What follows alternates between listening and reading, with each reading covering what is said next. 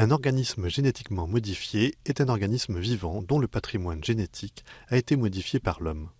L'un des précurseurs de la génétique, et donc des OGM, a été un moine et botaniste autrichien, Gregor Mendel. En effectuant des croisements de plantes, notamment des petits pois, il a posé les bases des lois de l'hérédité et de la génétique moderne dès le XIXe siècle. Mais depuis toujours, l'homme a fait des croisements, souvent de manière empirique, pour obtenir des plantes ou animaux avec certaines caractéristiques.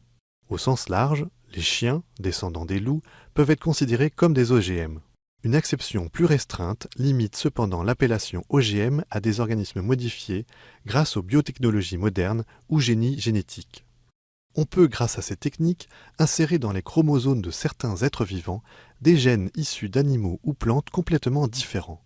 C'est la transgénèse. Des chercheurs ont par exemple introduit chez la vache le gène du ver luisant qui produit la luciférase, à l'origine de la lumière chez le ver. Si le veau produit ne brille pas dans la nuit, au microscope, ces cellules émettent une faible quantité de lumière sous l'effet du stress.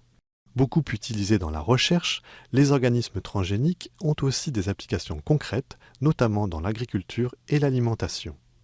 Des entreprises ont mis au point des variétés de plantes comme le maïs, le soja ou le coton pour qu'elles résistent à certains parasites, champignons ou maladies, ou aux herbicides utilisés dans les cultures.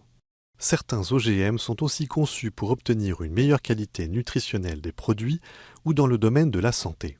Des chercheurs américains planchent sur une banane servant de vaccin contre la gastro-entérite.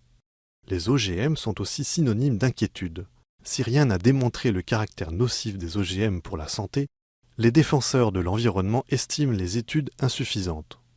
Autre préoccupation, les gènes installés dans ces plantes ont tendance à se disséminer et contaminer d'autres variétés, perturbant l'écosystème.